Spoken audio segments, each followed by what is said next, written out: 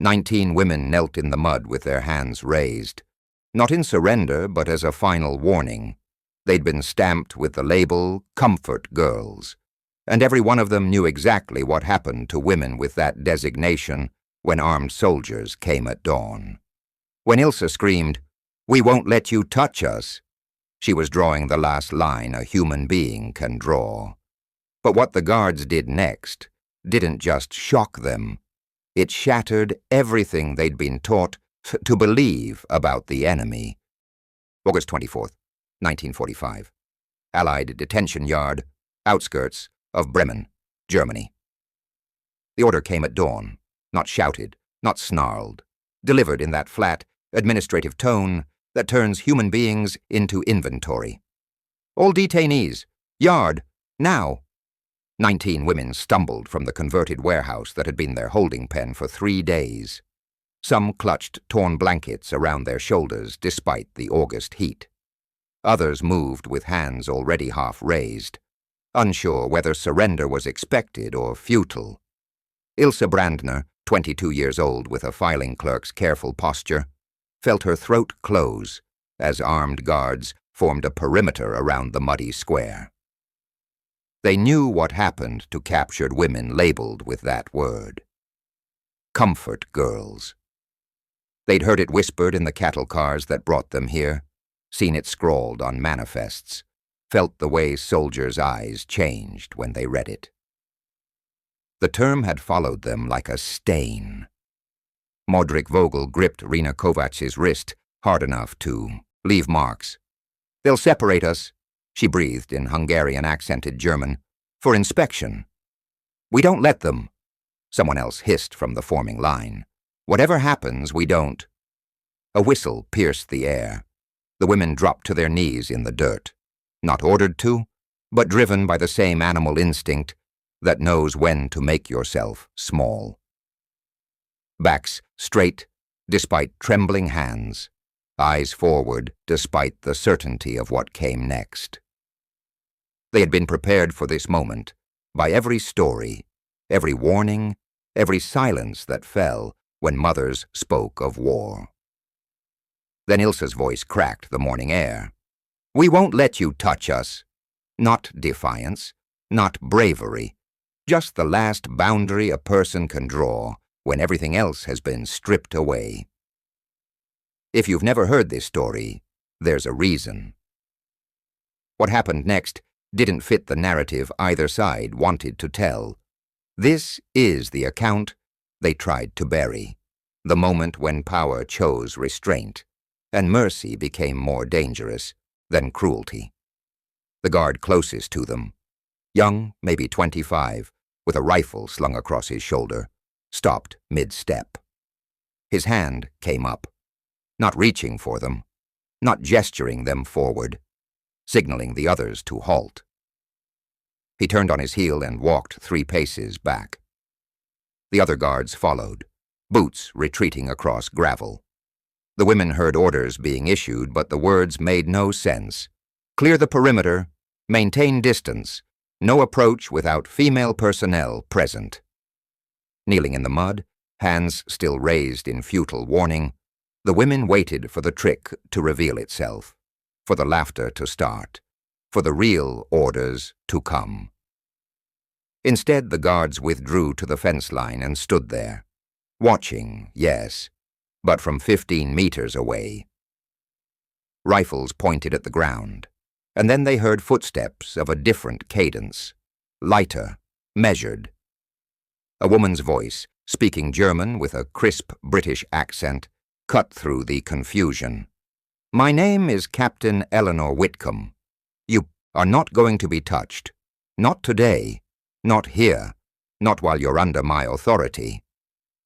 The captain knelt, actually knelt, in the dirt at their eye level, her uniform collecting mud at the knees. She held no weapon.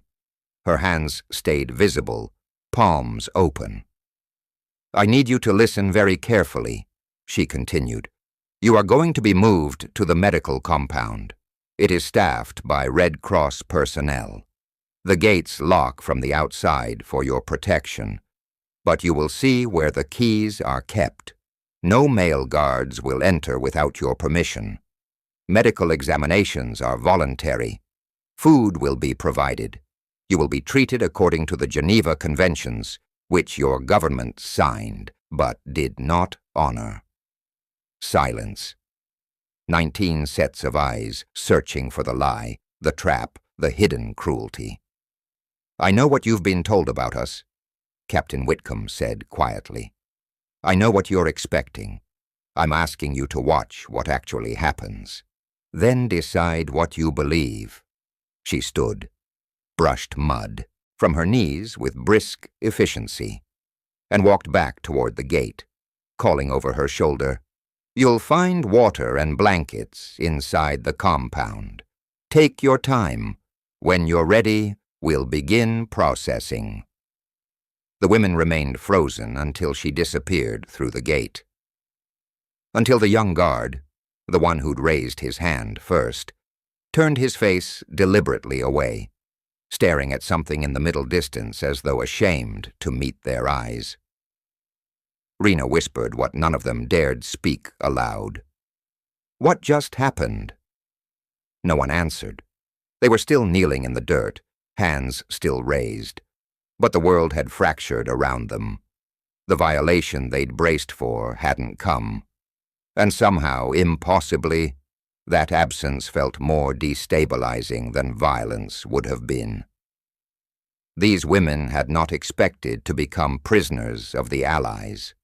Most had not expected to survive the war at all. They were not soldiers. They had never carried weapons or stormed beaches or made tactical decisions. They were the invisible infrastructure of occupation. Clerks who typed requisitions, kitchen workers who served officers' meals, telephone operators who connected calls between garrisons. Some had volunteered for labor service to escape worse fates. Others had been conscripted from occupied territories, given the choice between auxiliary work and watching their families starve. Ilse Brandner, 22, had filed supply reports in a converted schoolhouse outside Łódź. She'd recorded the movement of goods she never saw to destinations she couldn't pronounce.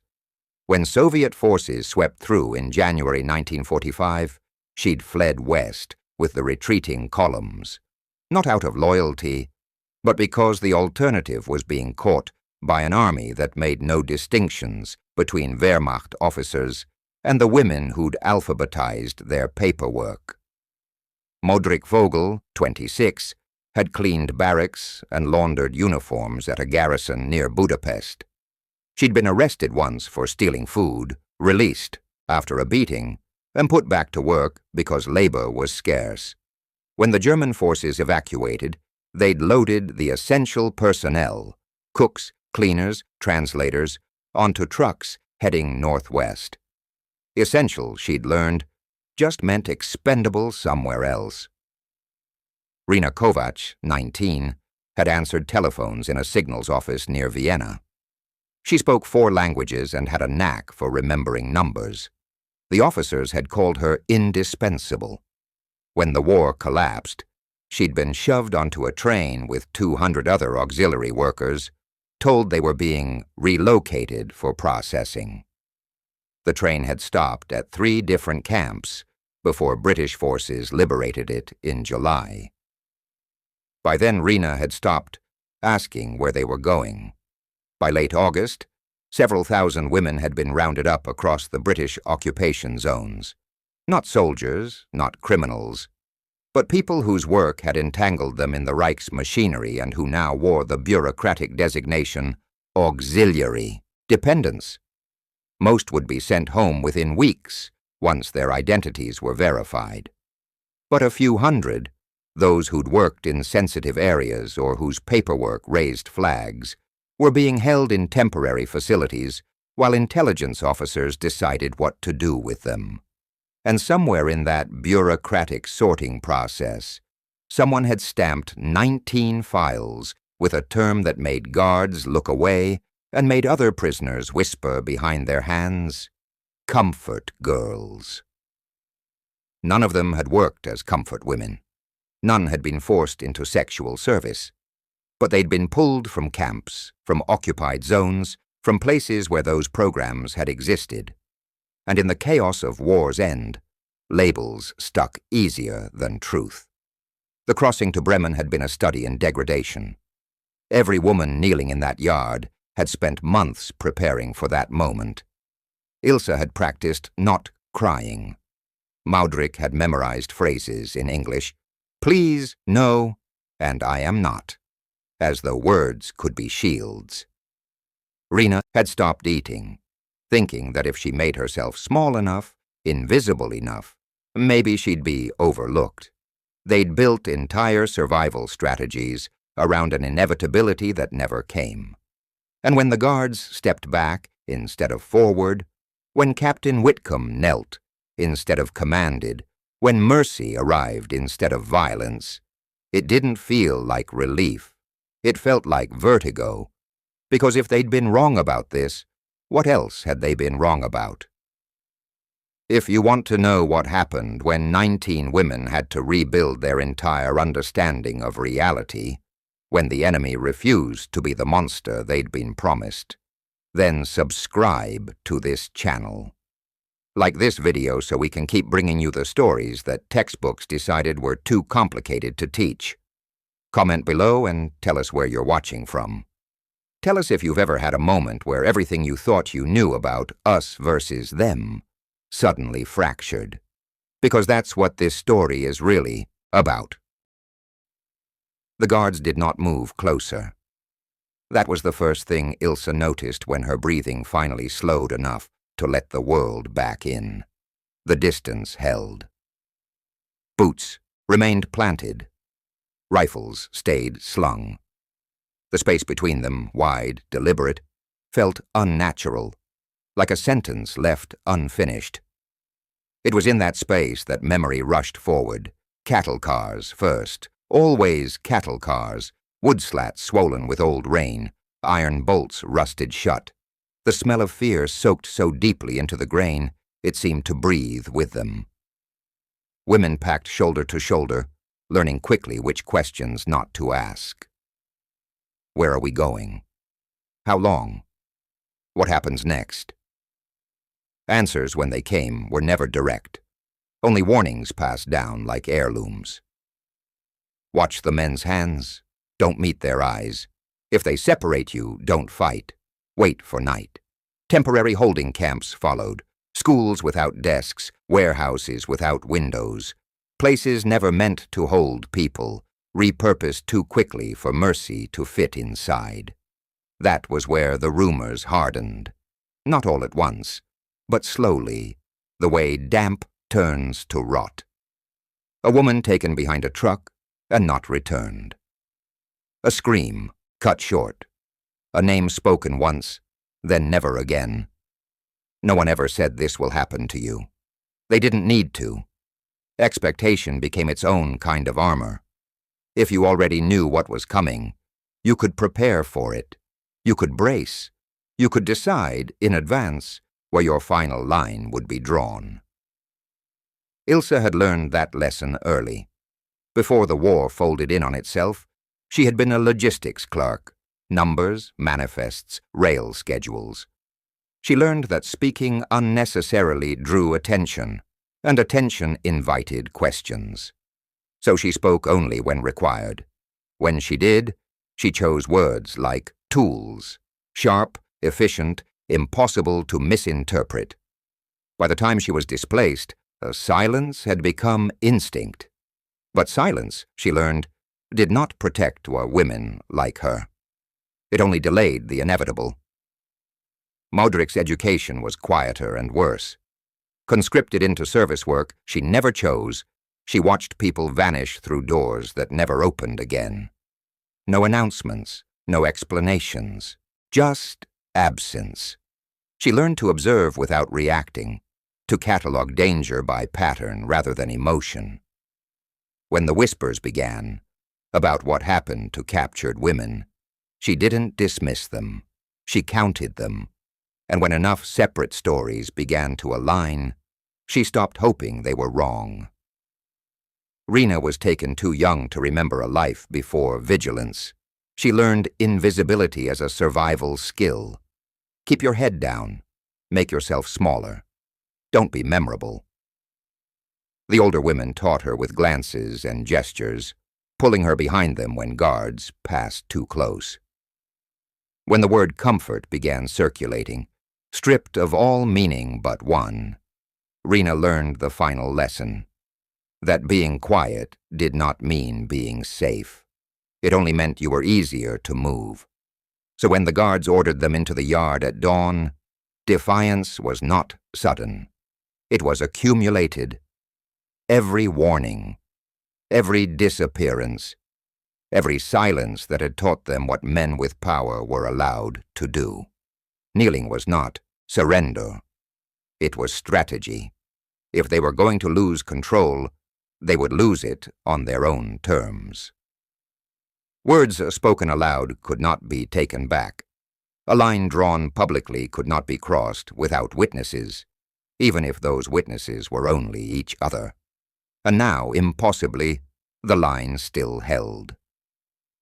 The women stayed where they were, knees sinking deeper into the mud, hands raised, waiting for the moment when expectation would finally be proven right. It didn't come. The guards remained where they were, distance intact, as if the space between them had become an order no one dared break. The woman arrived without ceremony. No whistle announced her. No boots snapped to attention. She walked into the yard as if it were already hers to cross, her hands empty, her cap tucked beneath one arm. The guards parted for her without being told to, stepping aside rather than standing taller. Ilsa noticed the absence first. No sidearm, no baton, nothing resting at her hip. The woman stopped a few paces from the kneeling line and looked at them, not quickly, not with the practiced sweep of inspection, but one face at a time. When she knelt, it was not a gesture of comfort. It was a calculation. Eye level removed height from the equation. "My name is Captain Eleanor Whitcomb," she said slowly, in careful German. Each word was placed, not rushed. "I am responsible for this compound." No one answered. Knees ached, hands burned. Still no one lowered them.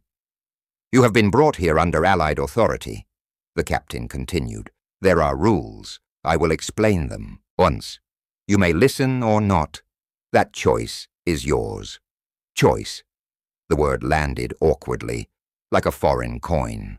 "No one will touch you," she said.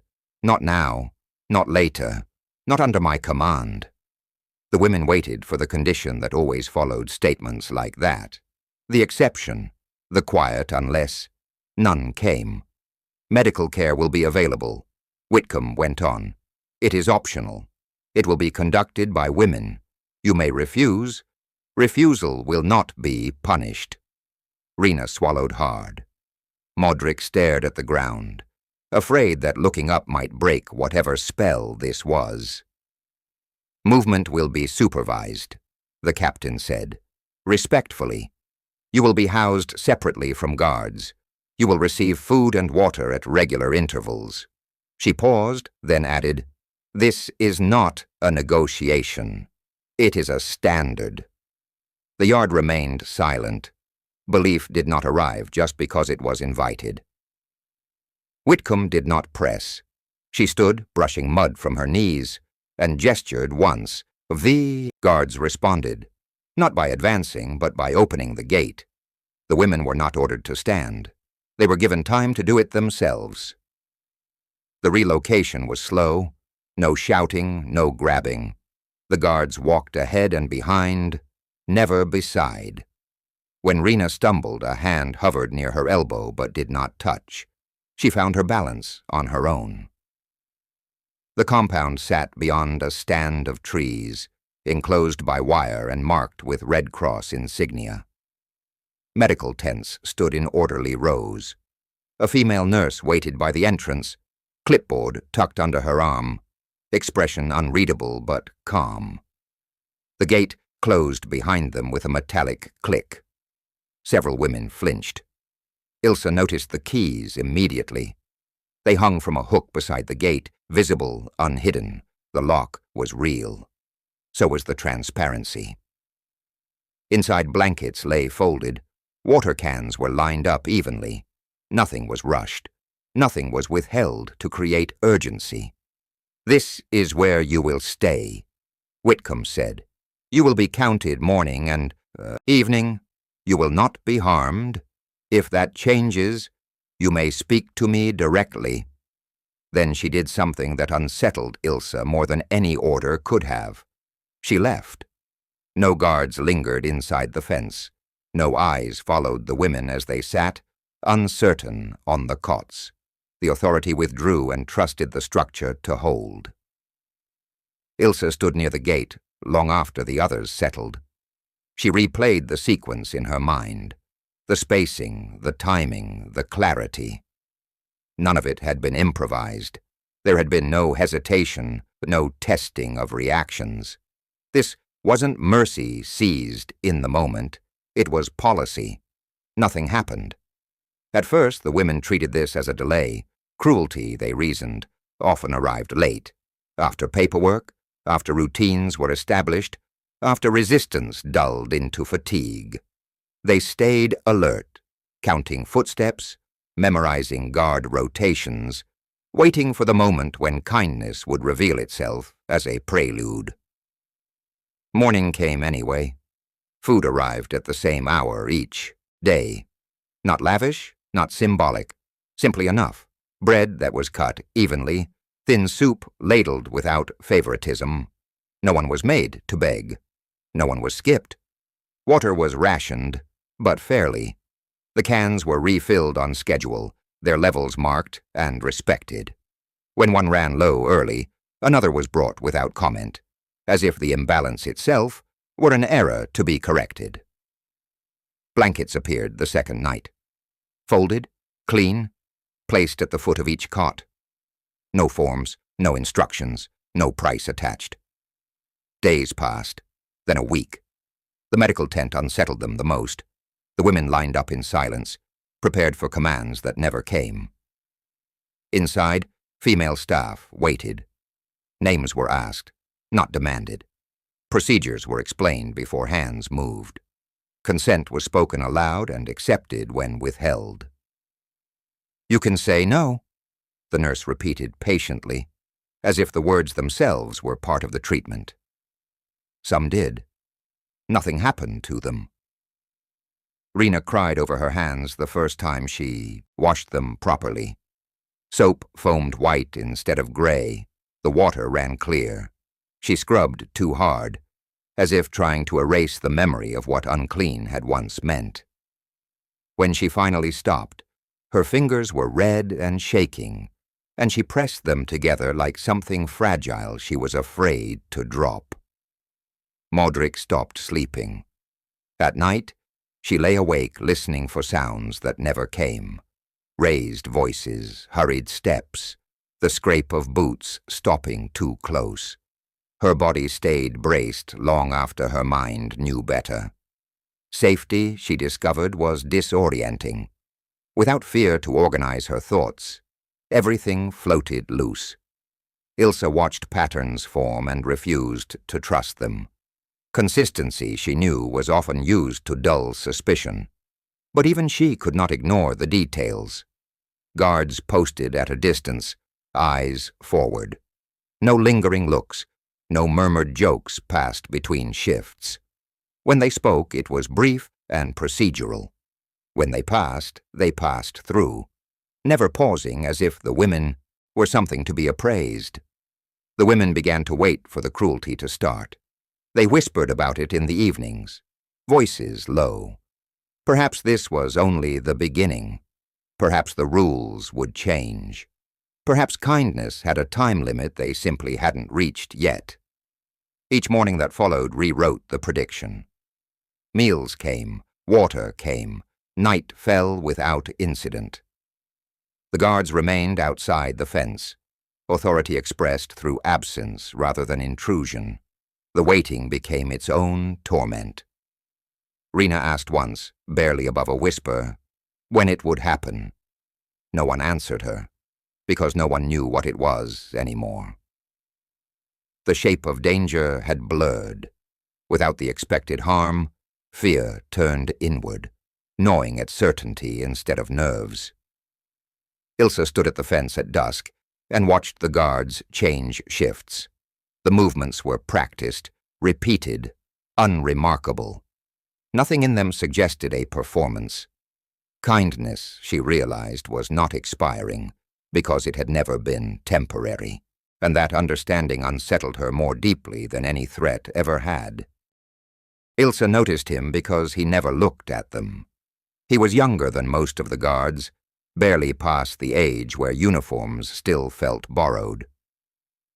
When he took his post near the outer fence, his gaze fixed itself on neutral distances: the line of trees, the gravel path, the horizon beyond the wire. If one of the women moved, he adjusted his stance, not his eyes. At first, this made him harder to read. Then, it made him impossible to ignore. Rena whispered about him one evening, asking whether his refusal to look was another trick. Modric watched longer, cataloging patterns the way she always had. He rotated off duty early. He never volunteered for compound detail. When his shift ended, he left without lingering, as if the space itself weighed on him. The answer came by accident.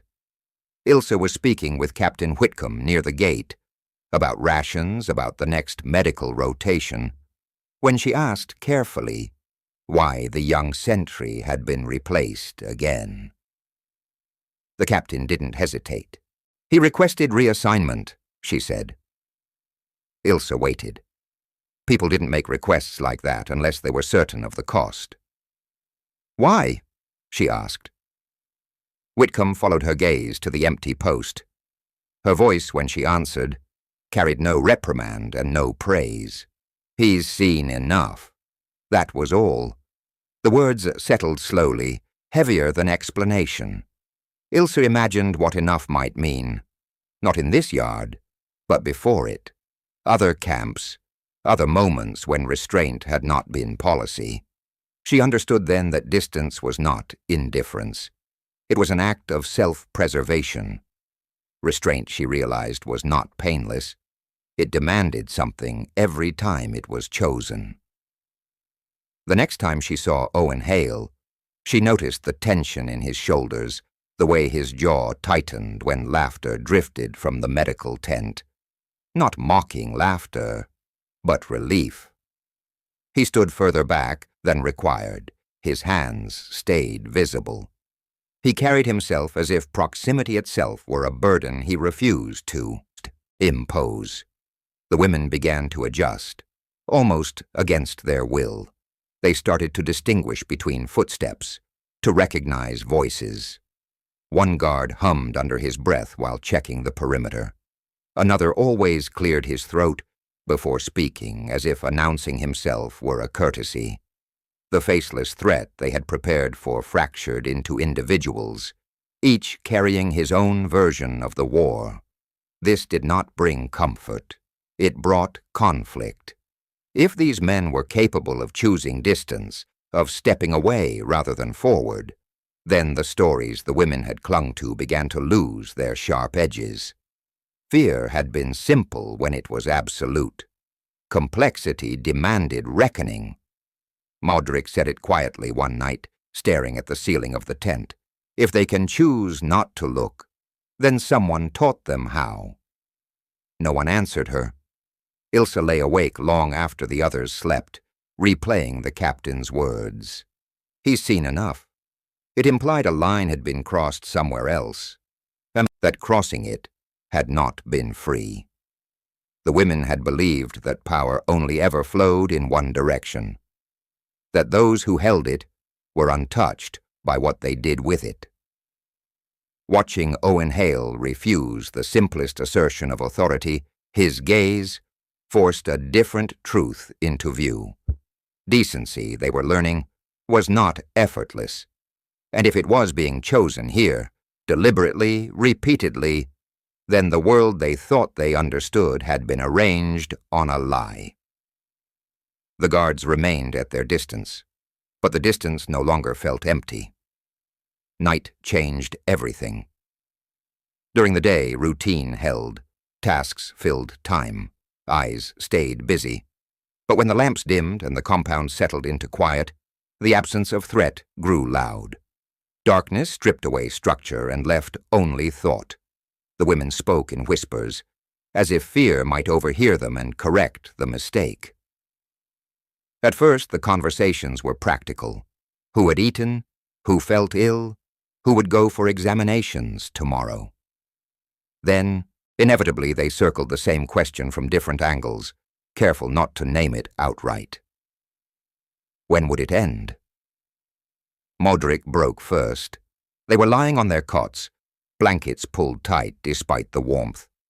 Someone had been quietly crying, the sound nearly lost in canvas and breath. Modric stared upward, counting the seams in the tent, her voice barely audible. "If they're not what we were warned about," she said, then stopped. No one prompted her. "Then what does that make us?" The words landed and stayed. Silence followed. Not the tense kind that waited for danger, but a heavier one that pressed inward. No one rushed to reassure her. There was nothing ready to say. Each woman felt the question turn, finding its own edges inside them. Relief came first. Shame followed close behind. Rena curled onto her side, face buried in her blanket, guilt shaking through her small frame. She hated herself for sleeping through the night, for enjoying warm water, for feeling, even briefly, like her body belonged to her again. Ilsa felt it differently. Relief had arrived sharp and unwelcome, like something stolen. Each moment of safety felt like a betrayal, of those who had warned her, of those who hadn't survived long enough to be wrong. The realization crept in slowly, unwinding years of certainty. The propaganda hadn't merely exaggerated, it had inverted the world. The cruelty they had been taught to expect here had been practiced elsewhere. The monsters they were trained to see in uniforms like these had been placed carefully, deliberately, to draw attention away from what was done in their own names. Punishment would have been easier. Punishment would have confirmed everything they knew. It would have allowed anger to settle neatly into blame. Mercy, instead, demanded accounting. It forced them to examine not just who held power, but how they had learned to recognize it. One woman laughed softly, then covered her mouth in horror at the sound. Another apologized for feeling grateful. Someone whispered that she almost wished the guards would do something, anything, just to make the waiting stop. No one disagreed.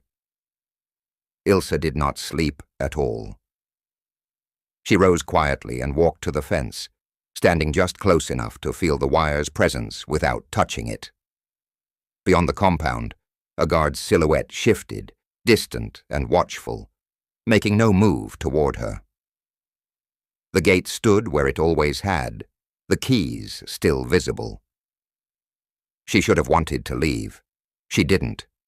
Leaving would mean carrying this unanswered reckoning back into a world that demanded simpler truths. Staying for now meant sitting inside the fracture, where fear had failed and belief had nowhere to rest. Ilsa stared through the wire until dawn lightened the edges of everything, unsure whether she was afraid of what lay beyond the fence, or of what she might lose by crossing it. Ilsa chose the moment carefully. Captain Whitcomb stood near the edge of the compound, speaking quietly with a Red Cross administrator. The conversation ended without ceremony. The captain dismissed the woman with a nod and turned, already moving on to the next obligation. Authority here did not linger. It moved. "Captain," Ilsa said. Whitcomb stopped. Ilse did not salute. She did not soften her posture.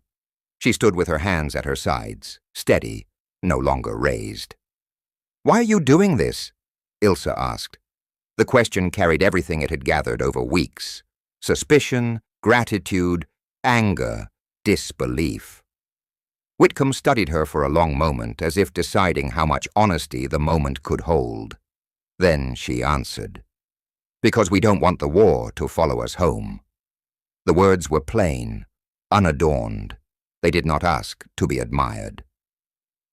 Ilse felt something collapse, not violently, but completely.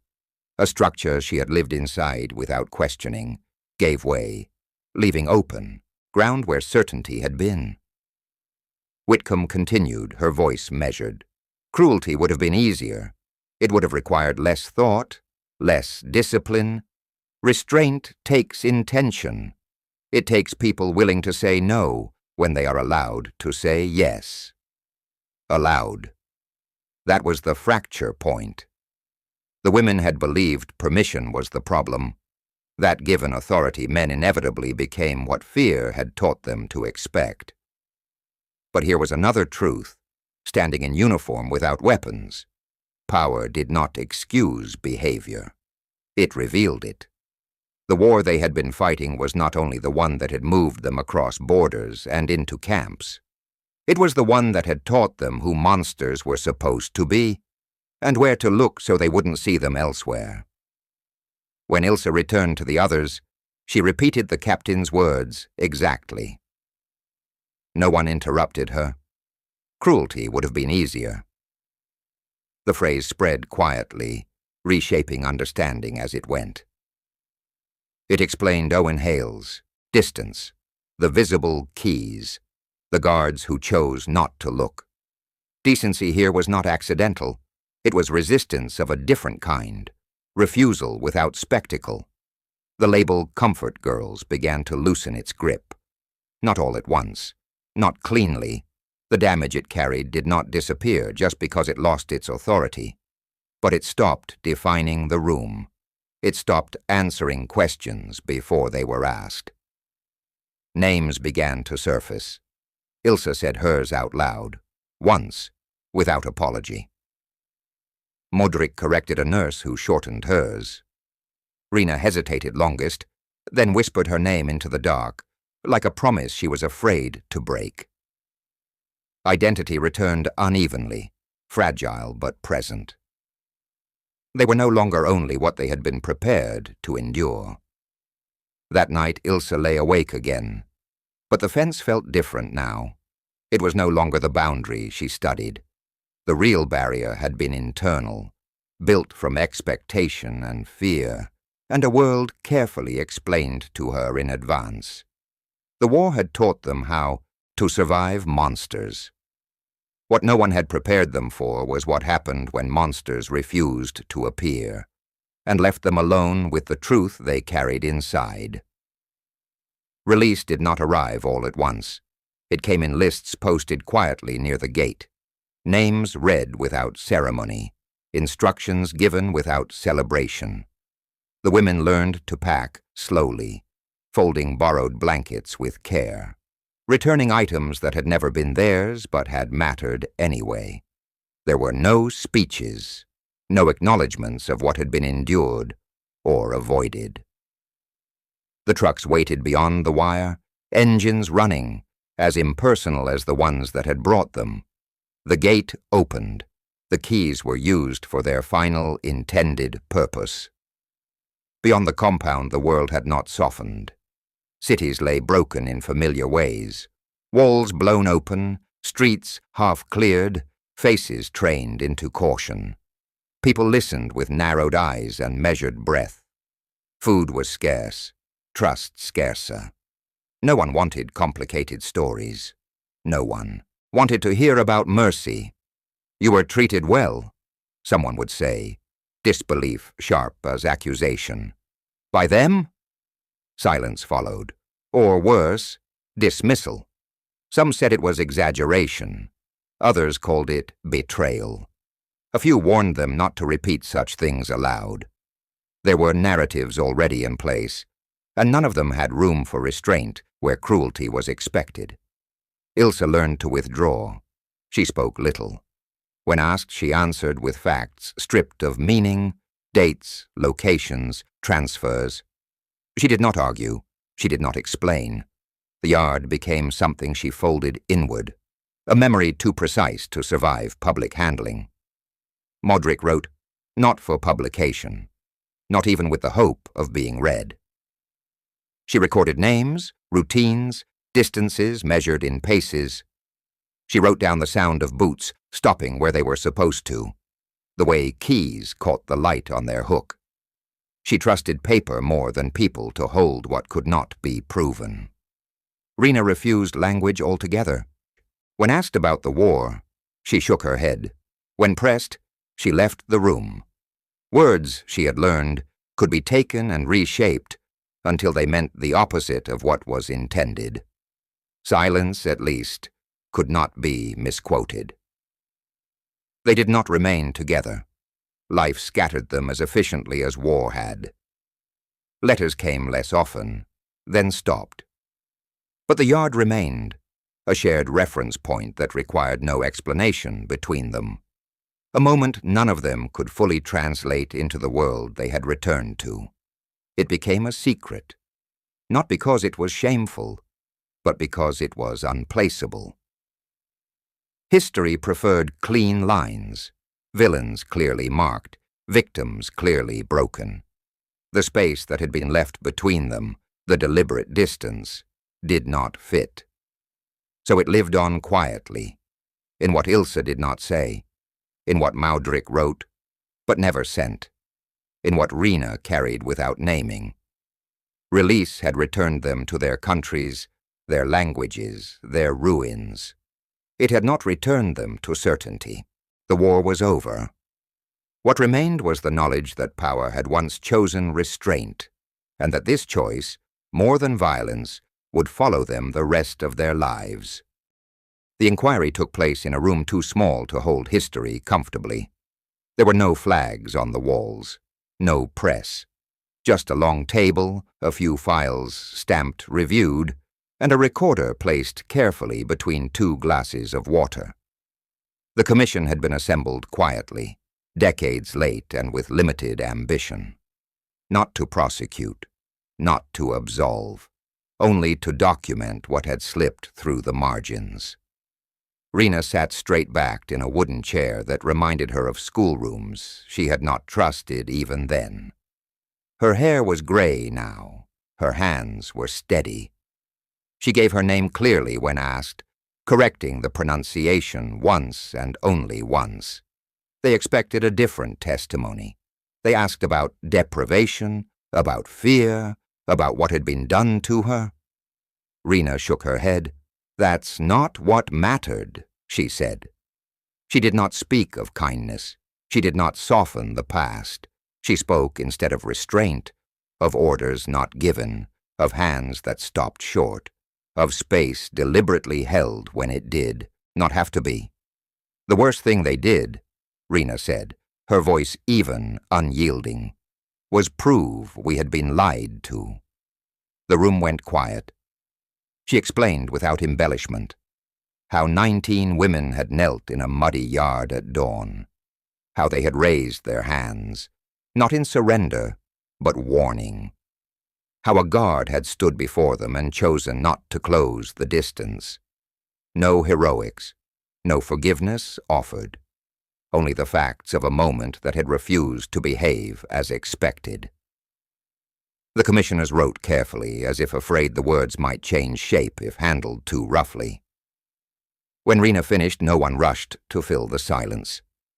Decades had passed, yet the image remained intact. Kneeling women, backs straight despite the shaking. A standing guard, posture rigid, eyes lifted away. The deliberate space between them, wide enough to matter. That distance had not been accidental. It had been chosen, held, maintained in defiance of everything the women had been taught to expect.